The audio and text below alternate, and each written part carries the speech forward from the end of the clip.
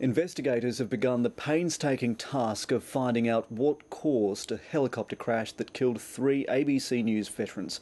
The journalist Paul Lockyer, cameraman John Bean and pilot Gary Ticehurst were on assignment when the chopper came down near Lake Eyre in South Australia.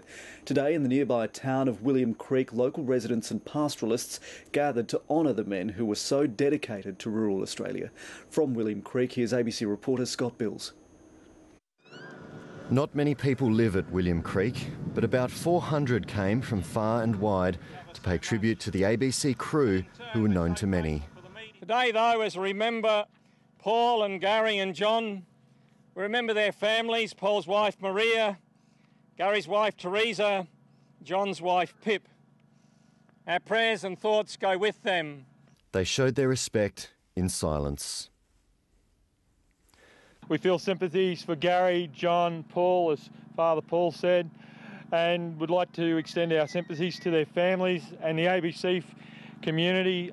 People don't do things alone in the outback, and it was the same today. The response of this community, I think, to this helicopter accident has been terrific, but we expect that here in the bush where we rely on each other so much.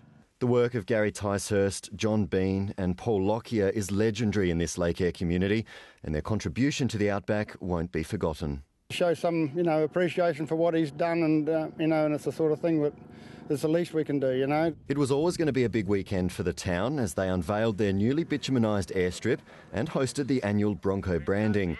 Competitors wore black armbands as a mark of respect, and the event was stopped halfway through so people could attend the memorial. The sheer size of the turnout today shows just how loved and respected the trio were and just how much they'll be missed.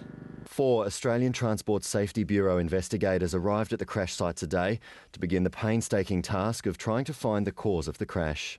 It's the sort of site that none of our people would ever wish to encounter, and it is towards the more difficult end. It's hoped the helicopter's GPS system can give them precious information. Well, that will tell us, we hope, if we can recover it, the sort of course the aircraft took, the helicopter took, the height it was flying at, and perhaps some sequence. But a preliminary report is still a month away, and a final report could take up to a year.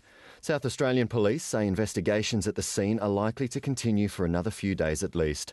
Scott Bills, ABC News, William Creek.